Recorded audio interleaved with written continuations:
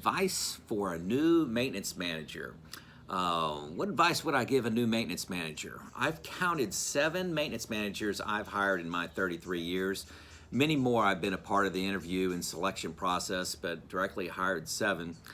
And I listed in order of how I've seen them fail. So this is in order of importance. So number 1 is the most important for you to focus on as a new maintenance manager, because this is the highest probability that you can fail. And I'm sorry to be on the negative side, but that's just kind of the way this flowed best for me. So these are in order.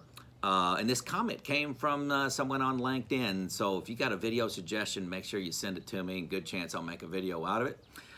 This is Joe Kuhn of Lean Driven Reliability, trying to bridge the gap between best practices that you know you should be doing and the reality that you face in your plant every day. Okay, so number 1, leadership is much harder than you realize. A great individual contributor can be a poor leader, and unfortunately most companies pick their maintenance managers from their best craftsmen, and those characteristics are different. They can be, but I've seen them fail an awful lot. Know your job is to get the best out of other people's. You're not supposed to be the smartest person in the room. It's to get the best out of others. Do not measure your self-worth based on what you do, but what you enable others to do in your job. And what they can accomplish. That's called a servant leader. Servant leader. Examples.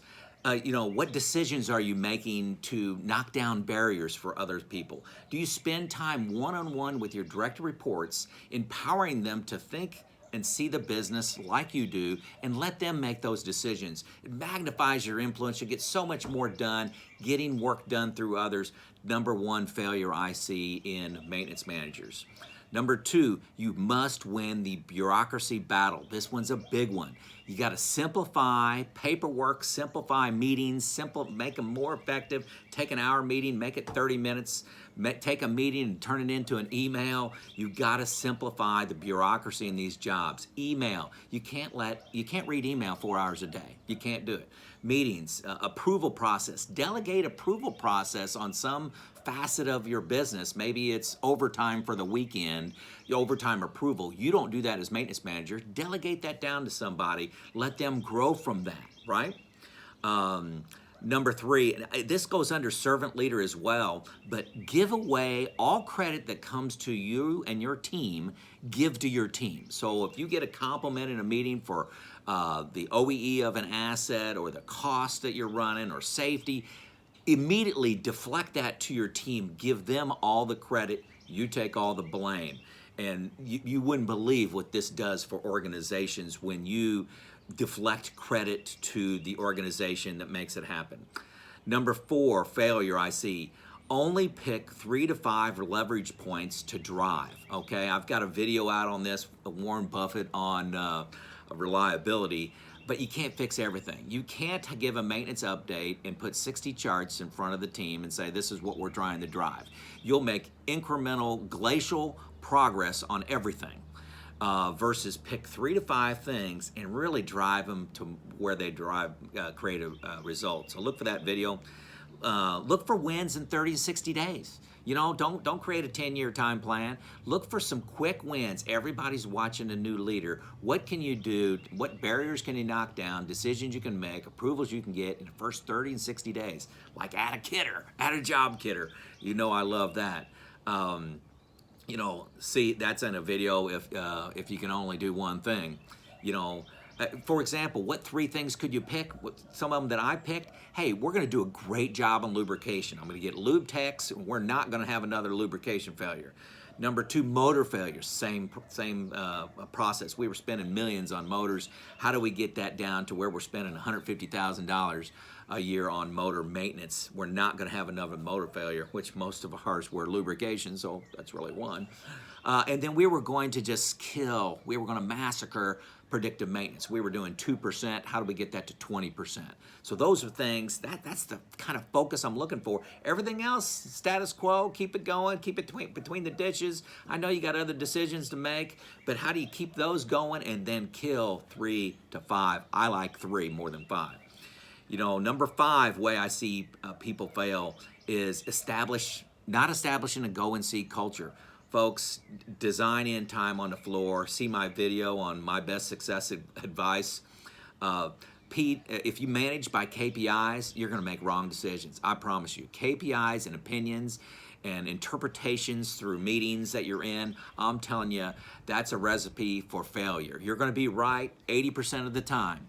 But that 20%, there's so much meat on that, so much opportunity, so much waste. You got to audit on the shop floor. Design that into your daily routine.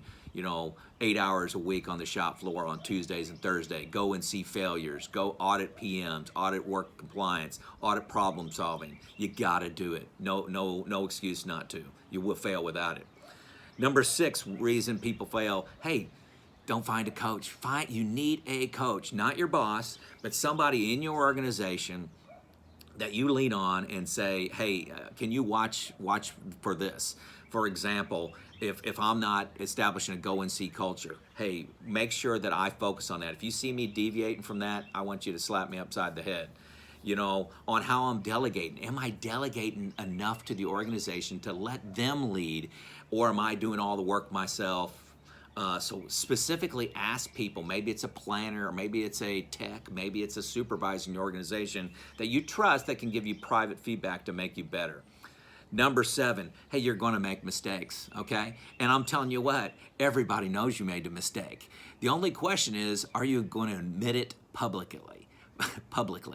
And so, hey, admit your mistakes. Tell people what you learned from it. Just open your heart and just say, I made this mistake. I canceled this outage. I thought we were going to double down on the next outage in 30 days. The piece of equipment went down. I own that, folks. I own that. I'm not going to make that mistake again. People told me that I was making a mistake to defer that outage. I chose to do it, and I've learned from that. Hey, man, I'm telling you, you'll get so much credibility showing vulnerability. Everybody in maintenance, they try to act tough, but they're just softies just like all of us. They got feelings and emotions. So admit your mistakes. Own them, okay? And the mistakes of your department. If a planner makes a mistake, hey, take the ownership yourself. Take the blame for that. Just say, hey, I own that. That's the direction I gave. That's, that may have seemed like that person made the decision, but hey, it's part of my group, part of my coaching. I own that. And, so, hey, those are my 7 mistakes that I see maintenance managers make. Nothing's that complicated, folks. I didn't say spend a lot of money, did I? Okay, begin your journey. This stuff isn't that hard.